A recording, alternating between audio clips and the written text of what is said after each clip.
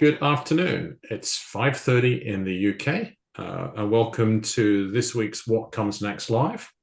This will be the last one of these weekly shows until after the summer, because contextually, I am taking my summer evenings to ride my bike. So I'm very happy that my last guest for the next few months is Minter Dial, who is, to me, a polymath. Huge amounts of different interests, writer, speaker. I think one of Minter's phrases is to be an elevator, and has hosted many more podcasts than my 100 plus. I have him on the other side of the microphone today, and he's just been spending hours talking about the future with filmmakers, and he's been on camera. So I'm hoping he has some stuff he'd like to let his brain bring forward for the next 30 minutes. Welcome, Minter. Hey, Tom. Thank you very much. So glad to be the last one. Welcome in the summer nights. This is a man of indeterminate nationality and languages. At the moment, that was a very posh English voice that came forwards. That happens. And, when you go to posh English schools, they do tend to format you. They tend to format you. Okay, so we shall leave that identity unexplored for the moment. We met a few months ago at one of Ben Braben's monthly walkabouts in Green Park and St. James's Park, and the weather was unusually mild. And so instead of people standing around for a few minutes doing intros and then rushing for the pub, we stood around for quite a long time. And it was, of all of the many of those monthly walks I've been to, it was the best one of those gatherings. And off the back of some of your thoughts, Ben now brings a word for people to think about to every walk and talk. And I missed the one last night, but the word was dragons. And what occurred to me was the phrase around bravery of "go where there be dragons," and entrepreneurial thinking and stuff like that. So, what's been going on in your world? We're about what comes next. So, what's going on right now, and what occurs to your brain to talk about today? Well, thank you, Tom. I must say I enjoy the idea of connecting dots and patterns, and sometimes the patterns sort of appear in front of you. And a large part of what I'd like to talk about relates to the state of mental health in the world. And I want to start with a little story about dragons, which feels rather apropos of last night and of the mental health story. Because there a chap I had on my podcast, a guy called Leonidas Johnson, who wrote a book called Raising Victims. And in his podcast with me, he talked about an allegory, which I thought was rather amusing. He talked about how there was this dragon slayer out there, and he went around and he saw dragons, and every time he saw them, he went and killed them. And he became noted for being a great slayer of the dragon. Mm-hmm. And he was so good, in fact, at doing it that he killed all the dragons. And then he woke up on Saturday morning and said, "Oh my gosh, my existence is no longer worthy because I've achieved the slaying of all the dragons." And by Sunday evening, he was entirely depressed. And so he slept and then had a dream. He said, "Well, maybe I should just invent a new dragon to slay." And he went after a new dragon, and then he went after it with vim and vigor until such time as that was put away. And the allegory speaks to a notion of trying to get rid of all the ills of society. And Leonidas is a black man, and he was talking about, for example, getting rid of all racism. Mm-hmm. And so that dragon slayer, the dragon in this case, was racism, and decided that based on the need to get rid of racism, there was this title, the attribution, the performative notion of being a dragon slayer, because I'm getting rid of racism. Look at me, how good I am doing. And then once, quote unquote, and this is Leonidas Johnson speaking, not me, this idea of racism had been sort of conquered. We'd gotten laws in America where racism was no longer considered. There's ways which universities had to operate in order to equalize and such and so forth. Anyway, he talks about how society keeps on looking to try to do good and go off to the next thing and then show myself for doing good. And what he talks about is that by constantly making your identity associated with getting rid of other things and doing good, there's a distancing between actually who you are and this sort of image of who you are. Mm-hmm. And in that gap, there's a breakdown, because in the end of the day, the idea that we are only good and doing good is a far cry from our reality. I am an imperfect being. Mm-hmm. And to suggest in the presentation of who I am that I'm a perfect being, only doing good, is going to be challenging when one day I wake up and find out, oh my gosh, I'm actually not that good. Anyway, so today's world, it's amazing. There's progress everywhere, living longer, well, in certain countries anyway. My children haven't had to go to war. The war has existed in other countries. We've got these magical computers in our fingertips. There's so much that's there to talk about and how great society is. And yet, in basically all the Western world, and the statistics prove it out, and Jonathan Haidt just wrote a new book about this, mental health disorders, anxiety, stress, depression, suicide has never been higher. So is progress really progress, is the question at some level. This idea that we're doing good and we've improved everything and that we're, getting rid of all the isms of the world, well, at some level must not be so good for our mental health, or at least that's the correlation, not necessarily the causation, because Haidt is very quick to point out that there's no scientific evidence that's proof that this led to that. But we've got mental health issues everywhere. And so one of the things I'm trying to do is look at how to improve this situation. So look at somehow the causes of it. And the big piece of that is getting to know who you are and being more comfortable with that, rather than the projection of some beautiful Instagrammable version of you, right, Dragon Slayer or other. And in that getting to know who you are, know thyself, you become comfortable with your imperfections.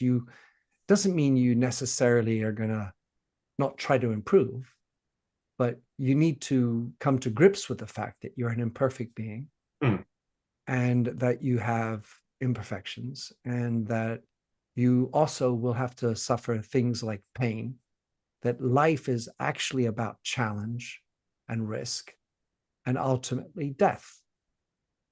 And society does everything in its possible means to get rid of death. We put old people in community homes. We don't harbor them at home. We don't talk about it because it's a frightening topic. We take pills to get rid of depression. We take pills to get rid of pain. And ultimately, we're trying to do everything we can to get rid of any risk, because risk is bad, right? Wrong, I say.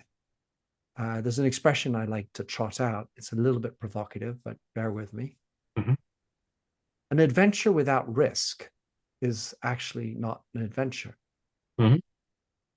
Life without adventure is actually not a life. And in a society where we are, in the next year, it's estimated that we will spend $640 billion in anti-aging, anti-senescence, and anti-death medication technologies, transhumanism gone on steroids, if you will. Well, $640 billion on trying to avoid reality. That day after day, we get older, and that is our journey. And at the end, we die. And therefore, it shines a light on the present, on the life of today. Anyway, that's a long introduction, and what is the recipe? Well, amongst the recipe, you have to work on figuring out who you are and accepting your imperfections. And the route to that, in my opinion, is having strong, meaningful conversations. Not conversations about the football match of last night, although that even can be existentially interesting. But the vast majority of conversations either are haughty impersonalization of who you might be or wish to be, or totally superficial numbskullery, or horribly conflictual, controversial, and nasty. Yeah. Lacking in civility. So let us return to an ability, and this is just a monologue, Tom, right? But let us return to an ability to have meaningful conversations that bump up against the frontiers of who you are, challenge your perception of self, allow yourself to be constantly in learning mode, learning to listen to others, not just pontificate, which I could quickly be challenged for doing, but get into and have time for more meaningful conversations. Be prepared to take the risk to express your true beliefs, not the ones you think you need to say performatively and societally, and enjoy listening to others. So this is my impulsion, and I think we need to have more meaningful conversations at work about, for example, what do you truly believe, your values. It's not just about the result, because the ends don't justify the means. Talk about values, talk about purpose, but not just, not trite. No. Trite purpose.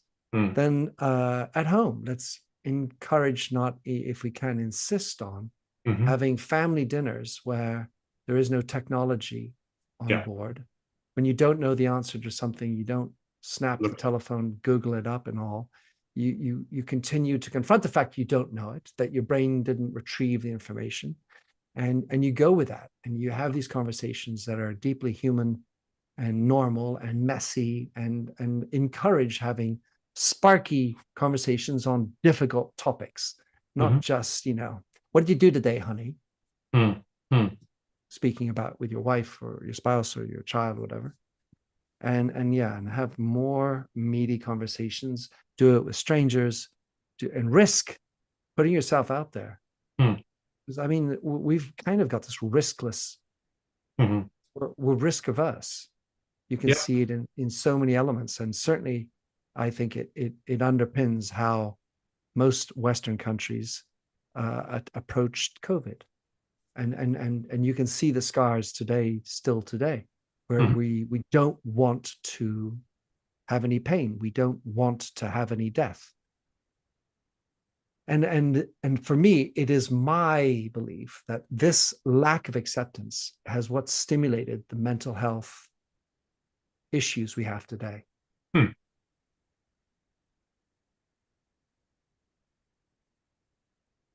For the audio listeners, the dead air is me processing as if I pull that together a little bit, so is progress really progress when we have record numbers of mental health issues? And I love the piece you've anchored upon, which is going back to, for students of philosophy, Socrates, know thyself. So coming to grips with imperfections, life is pain if you're a Buddhist, right? So and getting rid of risk. I do completely align with everything you're saying, and a couple of personal expressions of that. One is that in my early 20s, I grew up in the UK, then I moved overseas when I was 24. But in my early 20s, I did a lot of hitchhiking around Europe and cheap adventures, right? Because I'm 1.90 meters tall and 100 kilos. So it's like, I'm not going to get harassed too much. but the ones I remember, the stories I can tell, are where everything went wrong. Mm. Right. So if you do something where everything is controlled, you're a tourist. If you do things where things go wrong, or the opportunities for things to go wrong within boundaries, within, you still feel relatively safe, hopefully, you're a traveler. Or in your words, an adventure without risk is not an adventure. Life without adventure is not a life. So completely aligned with you on all of that. My other personal one is that my favorite watch is, I have a lot of watches. I don't collect big expensive watches. I collect watches I just like. Was an inexpensive watch from a London watchmaker called Mr. Jones Watches. And the title of the watch, they're done by a graphic artist, right?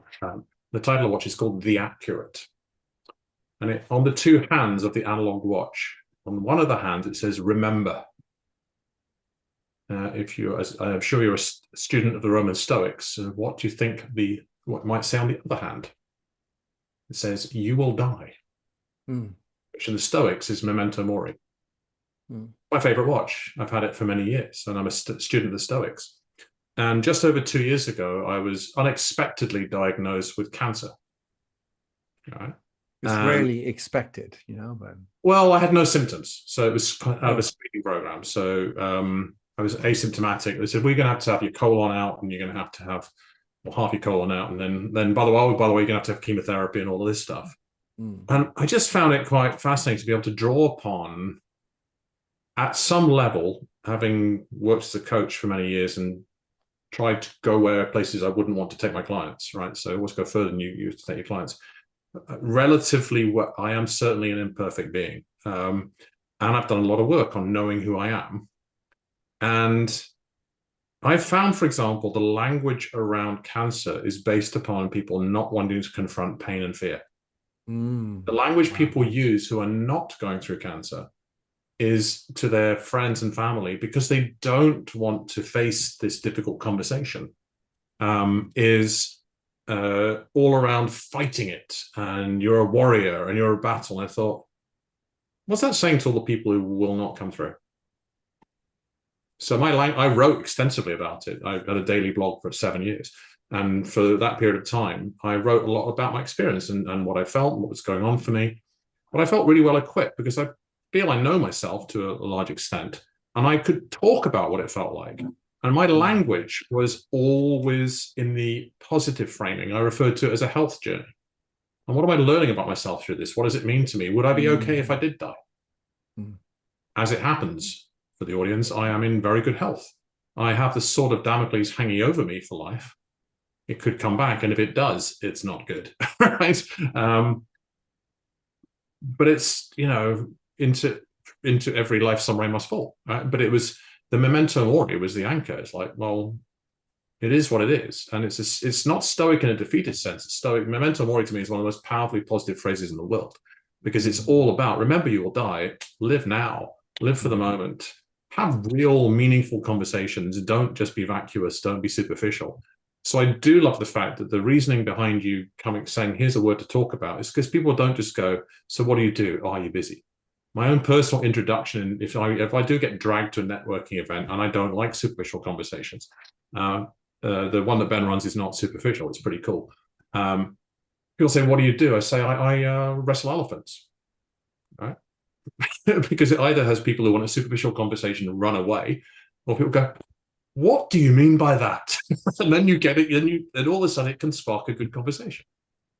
So I do love, I'm totally aligned. I'm in violent agreement, as a Chicagoan boss of mine once said, with everything you're saying. So what are you doing about it? Well, I think it'd be worth mentioning that I am a fan so this is for the audio people, very useless, but for the people who are watching, a fan, I just showed up the back of my telephone, which has a skull and bones that refers to a logo for my favorite rock band, which I've been following basically all my life, seen them probably 200 or so times, and called the Grateful Dead. And what's interesting about the folklore that got to the name really essentially means that once you embrace death and you know that you die, Hmm. then you will become more grateful. Hmm. So there's that's part of what I do. I mean, I listen to the Grateful Dead pretty much every day. If I don't play some Grateful Dead because I love to play sing. But in June, I'm going to go to the Sphere in Las Vegas, where I will see for 3 nights in a row what's left of the Grateful Dead, because a bunch of them Very did nice. die. Hmm. Jerry died, but John Mayer and company will be playing with 3 members of the Grateful Dead, and in the Sphere, and I'll be hanging out with some 20,000 other similar fans in my community to listen to Grateful Dead and to be grateful for the present. Yeah. So that's one way. The second way is I'm I wrote on Substack basically throughout the pandemic. I wrote a book, and I gave myself the mission to write 1 chapter a week and publish it. And I did that for 79 weeks in a row. Wow. 3,000 words a week, published on every Thursday. I can't remember. I think it was at noon, every Thursday at noon for 79 weeks. And so I gave myself that challenge. Why? Because I thought the idea of mimicking the 19th century authors Hmm. who used to publish in newspapers 1 chapter a week, Dickens and company, that was something I wanted to feel. What was that like? And so I've ended up with 450,000 words about how to have meaningful conversations with some practical guides, including how to do that with dinner parties with friends, strangers, and how to integrate meaningful conversations at work, when, how, why, with whom, about what. And so that's sort of my practical guide to trying to Hmm. do that. And then I've got I've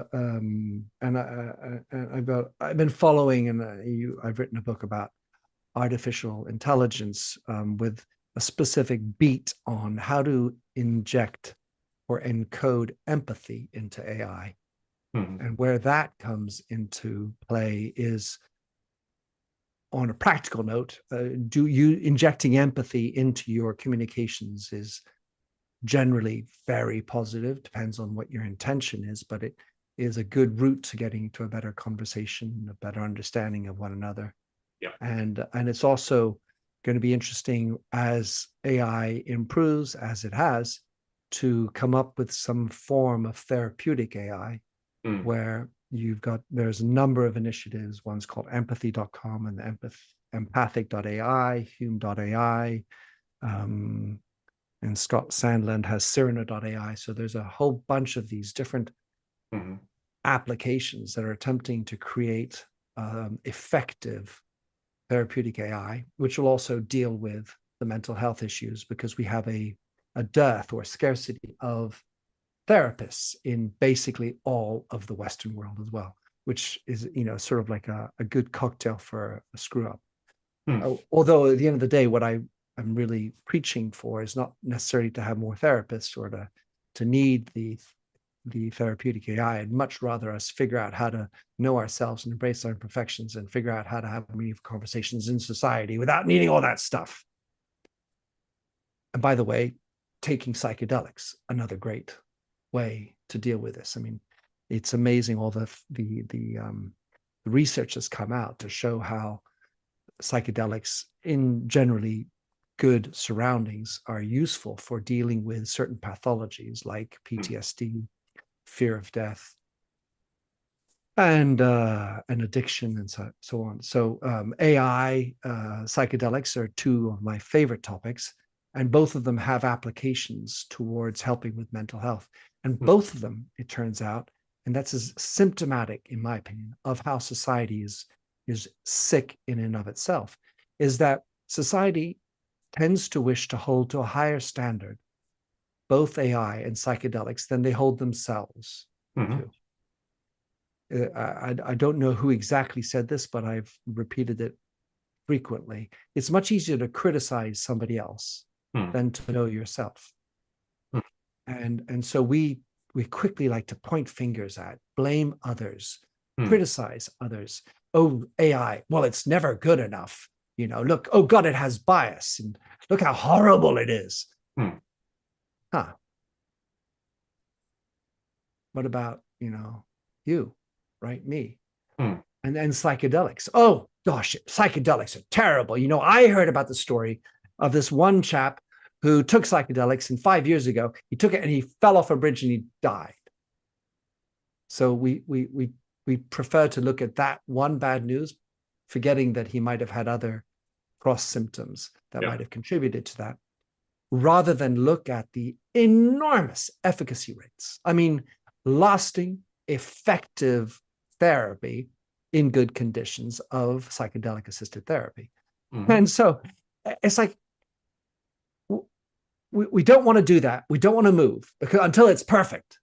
Yeah. Well, I think not moving is tantamount to not having adventure. Not moving is sort of like trying to avoid all possibilities of anything possibly bad. Let's get rid of tackling in rugby because it's dangerous. Let's put helmets on 5-year-olds as they're getting on tricycles, which it would take a freaking hurricane to blow over and have that child be harmed. And you create children that aren't prone to, or we're allowing to figure out how to deal with risk.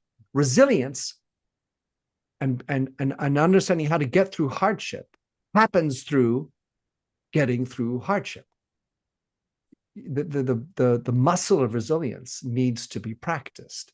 You don't just walk up to a big challenge and then all of a sudden conquer it. I mean, yes, of course, sometimes that happens. But on balance, as a society, we're not encouraging the building up resilience. So I'm preaching these things, and the new book I want to talk about, or at least I'll be writing about, is called The Avatar Trap. And the Avatar Trap specifically speaks to this idea of this presentation of ourselves as this other individual, distanced from who we are, distanced from the reality. And the avatar, and I can finish on this, the avatar, which is a Hinduist concept. Essentially, we've got it completely backwards in our society. An avatar today is this digital, immortalized version of me that's always much prettier. If you read Ready Player One, for example, all the avatars are a little bit better versions of me, sometimes of me, but not necessarily. And we live through these digital representations of ourselves. And so they are better, they are living forever, and basically are fake. And yet an avatar actually is the complete opposite in the Hindu religion. An avatar is a human version of an immortal God. Therefore, something that is mortal and is capable of being with us humans, i.e. imperfect. So we're doing everything the wrong way. And the avatar trap is this idea of, oh, well, I can be this other thing. I can present myself as this other thing. And instead of getting to grips with and accepting your reality, who you truly are, your imperfections, dealing with pain, challenge, death, and such, we are running down this, oh, wouldn't it be better if we just lived our avatars? So that's it. So I'm fascinated by, so what have you learned in the sort of know thyself space on this journey of focusing on this for a number of years, including 79 weeks and writing 450,000 words during a period of time that was challenging for everybody? What have you learned about who you are? All right. Well, I'm going to say that I think it's worth, if I go back to the journey that set me on the path to wish to know who I was. Because I was living the quote unquote, fast track dream, big career, huge titles, and all the attributions that go with that. And I was running this company. I was basically the CEO in New York of a company that roughly did 350 million in revenues, 40 countries. And my office overlooked the Twin Towers. And my brand, called Redken, was undersigned Fifth Avenue, New York City. And on a beautiful Tuesday morning in Manhattan in September 2001, I turned to my right and I saw a big fur ball coming out of what was in two of my campaigns for 2002. And of course, it was a little bit of a shock, but I called in my assistant and we talked. Oh, wow, that's pretty crazy. What could it be? And she immediately said it was a terrorist attack. And we assumed it was some sort of bomb, like the bomb in 1993 underneath it and stuff. And then eventually we had 60 people in my office, and people started crying, and it was starting to be news reports of a plane. And in 3 days' time, I was to go to Paris to speak about the future of my brand, where I was to present the next 3-year plan and how we're going to make the money and the budget and all that exciting stuff in front of 550 of the biggest executives at L'Oreal. And well, I vacated everyone from my office. I said, I got to keep working. I've got a meeting to prepare in 3 days, which included roughly 13 other members of my team, by the way.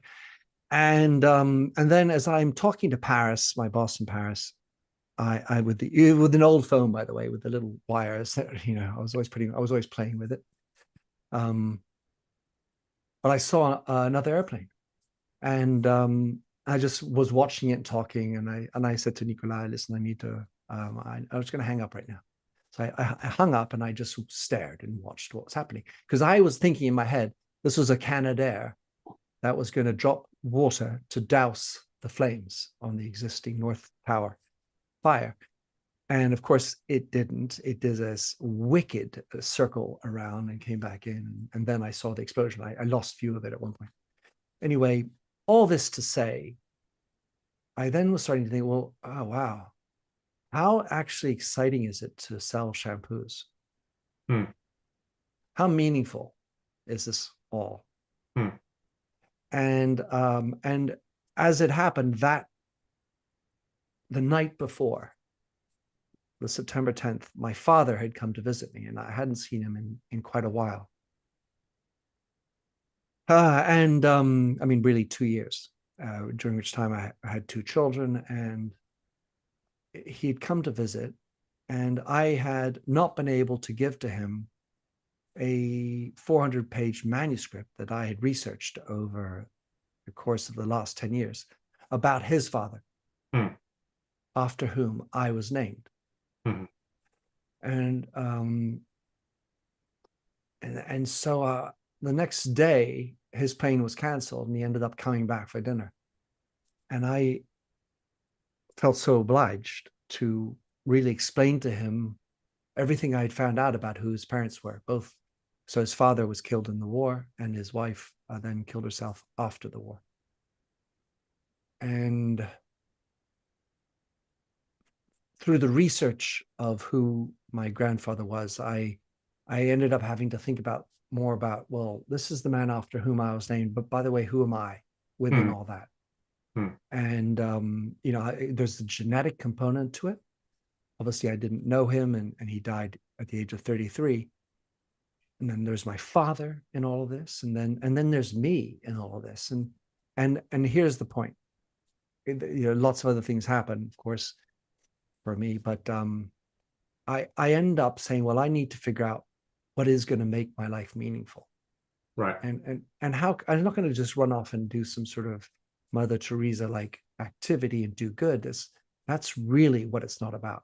You need to do something that is meaningful for you at a deeper personal level. So I ended up, for example, turning that book into a film, put it on television, and through the process of interviewing 130 veterans of the Second World War who had been through the prison camps of the Japanese, I figured out that I was so lucky to lead the life that I was.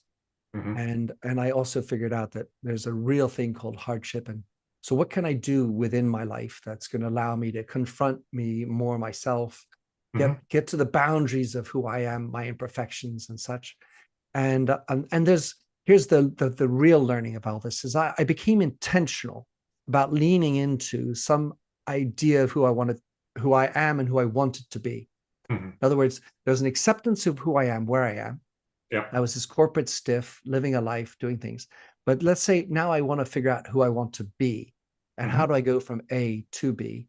And that was the intentional story that ended up making me be the elevator. And so my design is to live at least a little piece of every day by elevating the debate Mhm. and connecting people, dots, and ideas for a more meaningful existence. So this has helped me be who I want to be, not perfect, but always striving to make the world a more meaningful place for me, and hopefully a little bit better for others as well. Well, thank you for sharing that. Yeah, I just yesterday I saw a mentor of mine who helped me find my purpose in life about a dozen years ago. First time I'd seen her since the pandemic. For various reasons, health reasons. She literally had not seen her since the pandemic had started in central London. But she always signed off all of her emails with the line, "Awareness is the greatest agent for change." So that speaks to me to what you were just saying about yourself. Once you have that awareness, you can then consciously and from an aware space of where you are, decide who you are, and then who you want to be and evolve into, what brings meaning to you. So yeah, I think the key thing in that is that awareness. yeah, Being aware of who you are, and leaning into the messiness of ourselves, and being aware. I mean, I think my journey has been supremely helped by having an extraordinary wife who has had the courage to always push me back and or support me when needed. And yes, it's helpful to have that kind of relationship on the journey. I think it'd be worth finishing, or I don't know if it has to be finished, but I recently interviewed a man who, and it speaks to what you were talking about before about cancer. So he's a medical doctor, and he was a normal, I can't remember what sort of doctor, but let's say a normal doctor, and but he wasn't earning enough because he had to pay for mortgage and maybe the children at college or something. So he ended up moonlighting and did some extra work on the weekends at a hospice center nearby in Buffalo, New York. And he discovered a whole new world, and he realized that it's extraordinary how the medical community and all his medical training had been all about doing and healing. You got a bad thing, let me go after it. Let me do something about that. And at school, in the United States anyway, all his school would be about learning how to treat certain maladies and pathologies. And as soon as anyone was, oh, well, this person's not going to make it, they would then just, oh, well, there's nothing more to do here, and then move along. So there was absolutely no discussion around death and the handling of death at medical school. It's only about doing good and improving the situation of the disease. If you can't do anything about it, there's no worth. So what does that say for anyone who's dying? And so he basically quit being a doctor. He became a hospice doctor. And for the last 25 years, he has been intent at looking how to comfort people as they move towards death, and look what happens in those instances. And so I interviewed him about this idea of having the last conversations. What's important? And there are several things that are important in that. But the one thing that has to be pulled out is that the only thing that matters, Tom, in our lives actually are our relationships. Yeah. It ain't about the house or the swank, watches even. It's really just about our relationships. There's the relationship with yourself, and that has, of course, a massive impact on how you are with others. And then there's just the relationships. And are we spending the time having those conversations, going out for the beer, listening to others, not just having to tell them about your experience, but listening into their experiences, learning from them, connecting with them. And because at the end of our lives, that's apparently the only thing we worry about. Yeah. Very, very cool. Well, I feel like this conversation is getting progressively more and more meaningful, and we could go on for hours. But I'm also cognizant of and I tend to keep these to roughly half an hour, and that you've done 4 hours. It is I who have erred. It is I who have waxed on. And it's wonderful. So it was a pleasure to meet you and to feel inspired to bring you onto podcast.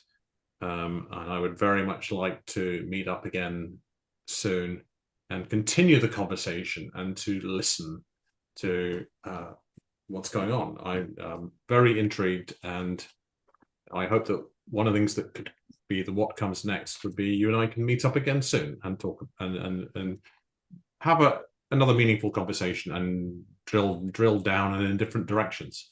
So it's been an absolute pleasure. I always let my guest have the last word. I think you've just had it. So